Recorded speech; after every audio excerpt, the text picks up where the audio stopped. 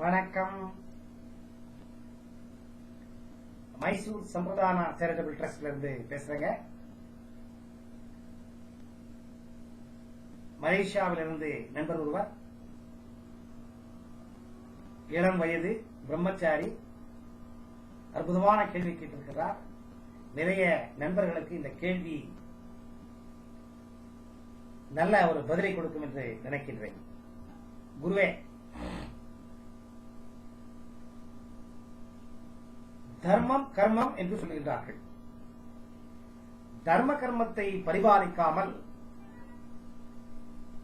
சந்நியாசி வாழ்க்கையை எடுத்துக்கொண்டு முக்தி அடைவது சரியா?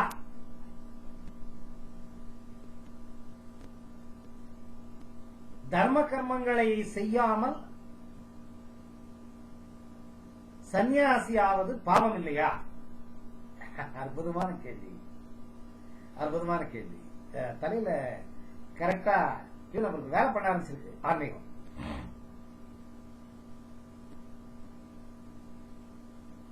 கர்மம் என்றால் என்ன? நீங்க சன்னியாசியா இருக்கீங்களோ குடும்பஸ்தரா இருக்கீங்களோ, ஏதாவது ஒரு கர்மத்தை நீங்க செஞ்சுதான் ஆகணும். கர்மம் இல்லாமல் அந்த காலத்துல வருஷக்கணக்கில், மாசக்கணக்கில், நாள் கணக்கில், மாசக்கணக்கில் தியானம் பண்ணி குண்டலினி சக்தியை வெளியே எடுத்து சஹஸ்ரார சக்கரம் மூலியமா வெளியே கொண்டு போய் அதை செஞ்சுட்டு இருந்தாங்க. எல்லாத்தையும் திறந்துருவாங்க. அம்மா அப்பா, குடும்ப வாழ்க்கை, ஆஸ்தி, அந்தஸ்து, புகழ் எல்லாத்தையும் விட்டுட்டு சின்ன வயசுலயே ஒரு குரு கிட்ட போய் தீட்சை வாங்கிக்கிட்டு சாதனைகளை பண்ணி முக்தி அடைவதற்கான வழியை தேடிக்கொண்டிருந்தார்கள். அந்த மாதிரி போறப்ப அம்மா அப்பாவை நாம விட்டுட்டு போறவே, ஒரு தந்தை தாய்க்கு ஒரே ஒரு ஆண்மகவு பிறந்திருக்கின்றது. அந்த ஒரு ஆண்மகனாக பிறந்தவனுடைய கடமை தனக்கு உயிர் பிச்சை கொடுத்த அந்த தாய் தந்தையரை கடைசி காலத்தில் பேணி பாதுகாப்பதுதான் தர்மம். அந்த தர்மத்தை விடுத்து 25, 26 வயசு, 22 வயசு, 23 வயசுலயே எனக்கு ஆன்மீக பயணத்துல நாட்டம் ஜாஸ்தியாகி நான் முக்தி அடைகிற வழியை தேடி, கடவுளை தேடி போறேன் அப்படின்னு போறது அதர்மம் இல்லையா அப்படின்னு கேட்டிருக்காரு கேள்வி.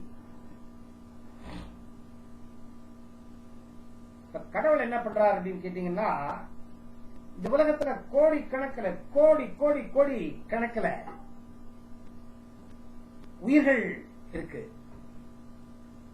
கணக்கில் இட முடியாத உயிர்கள் இருக்கு. இப்ப நீங்க சாப்ட்வேர் டெவலப் பண்றீங்க, ஒரு அக்கௌண்ட் மெயின்டைன் பண்றதுக்காக ஒரு 10 கம்பெனி 20 கம்பெனி அக்கௌண்ட்ஸ் நீங்க அந்த சாப்ட்வேர் வச்சு மெயின்டைன் பண்ணி ரெடி பண்ணிக்கிறீங்க. விரல் நுனியில நீங்க அடிச்ச உடனே அது ரிப்போர்ட்டை கொடுக்குது. இது கம்ப்யூட்டர் இந்த வேலையை பண்ணுது. கடவுள்கிட்ட எந்த கம்ப்யூட்டரும் இல்ல.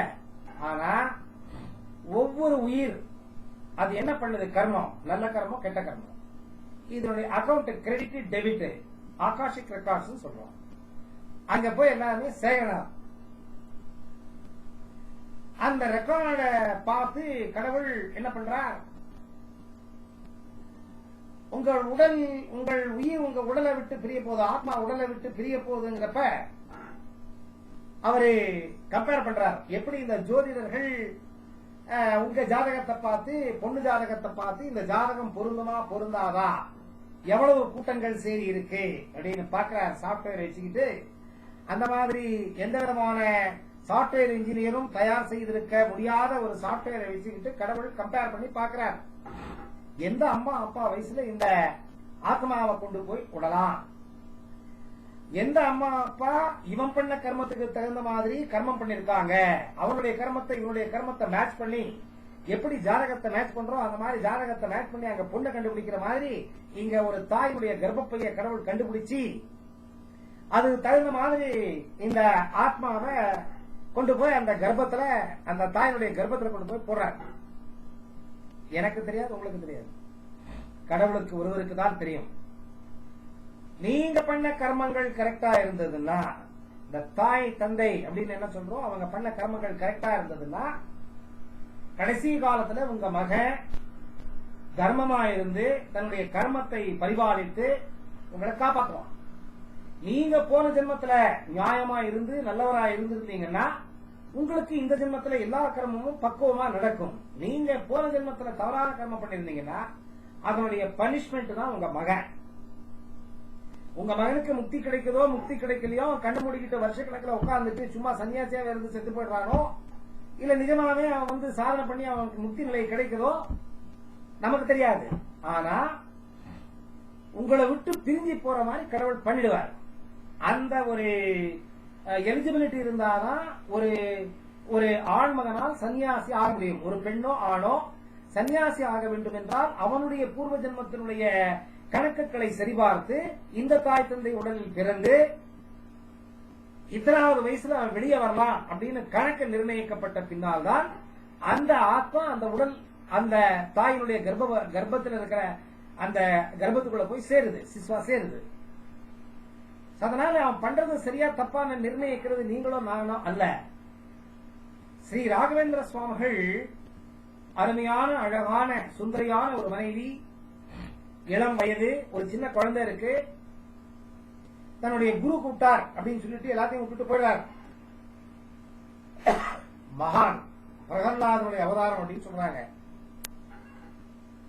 ஸ்ரீ ராகவேந்திர சுவாமிகளை பிரகல்லாதனுடைய அவதாரம் அப்படின்னு சொல்றோம். சோ நீங்க பிறக்கிறப்பவே எல்லாம் கணிக்கப்பட்டிருது. பிறக்கிறதுக்கு முன்னாடியே கணிக்கப்படுது. பிறக்கிறப்ப அல்ல, பிறக்கிறதுக்கு முன்னாடியே நீங்க ஒரு தாயினுடைய கர்ப்பத்துக்குள்ள போய் சேர்றப்பவே உங்களுடைய கர்ம தர்மங்கள் எல்லாம் நிர்ணயிக்கப்பட்டு அந்த கர்ப்பப்பைக்குள்ள நீங்க போய் சேர்ந்துடுறீங்க. அதனால இது தவறு சரி அப்படின்னு சொல்ற அருகதை நமக்கு இல்லை. ஆனா ராகவேந்திர சுவாமிகள் தன்னுடைய அழகான மனைவி இளவயதில் இருக்கின்ற அந்த அழகான மனைவியையும் ஒரு சின்ன குழந்தையை விட்டுட்டு வெளியே போன உடனே அந்த அம்மா கிணத்துல குதிச்சு உயிரை தற்கொலை பண்ணிக்குது, பிரேதாத்மாவா அலையுது. ஆனா அந்த அம்மாவுக்கு இந்த ஸ்ரீ ராகவேந்திர சுவாமிகளை வெங்கடநாதனை கல்யாணம் பண்ணிக்கிட்டதுனால முக்தி கிடைக்கும் அப்படின்னு அந்த அம்மாவுக்கு நிர்ணயம் பண்ணதுனால சின்ன வயசுலயே அந்த அம்மா பிரேதாத்மாவா அலைஞ்சிட்டு இருந்தா கூட ஸ்ரீ ராகவேந்திர சுவாமிகள் மனசுக்குள்ளே அந்த பிரேதாத்மாவுக்கு முக்தியை கொடுத்துடுறார். சோ ஸ்ரீ ராகவேந்திர சுவாமிகளா எல்லாருமே ஆக முடியாது. அவர் தவறு பண்ணல, அவர் வெளியே வந்தா கூட அந்த பிரேதாத்மாவா அலைஞ்சிட்டு இருந்த அந்த ஆத்மாவுக்கு முக்தி கொடுத்துடுறார். அதனால இது சரி தப்பு அப்படின்னு நிர்ணயிக்கிற அந்த எலிஜிபிலிட்டி நம்ம கையில் இல்லை. ஆனா ஒரு மானிடனா பிறந்தோம்னா நமக்கு உயிர் பிச்சை அளித்த தாய் தந்தையை அவருடைய கடைசி காலத்தில் பேணி பாதுகாப்பதுதான் தர்மம்.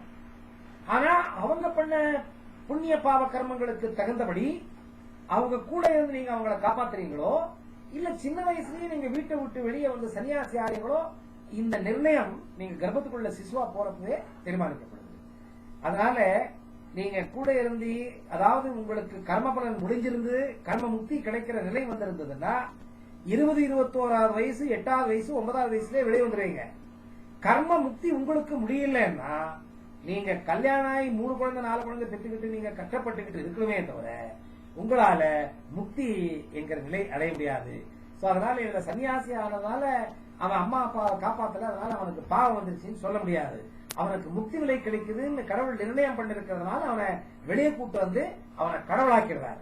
ஸ்ரீ ராகவேந்திர சுவாமிகள் எப்படி கடவுளானார், ஸ்ரீ ரமண மகரிஷிகள் எப்படி கடவுளானார், பெரிய பெரிய யோகிகள் எப்படி அந்த கடவுள் ஸ்தானத்திற்கு வந்தார்கள், இது அவர்கள் நிர்ணயிக்கவில்லை, கடவுள் நிர்ணயித்திருக்கிறார். சோ நீங்கள் கடவுளாக வேண்டும் என்று நிர்ணயித்திருந்தால் நீங்கள் இந்த கர்மபந்தத்திலிருந்து வெளியே வந்து நீங்கள் முக்தி நிலை அடைவீர்கள். இதுதான் உண்மை. வணக்கம்.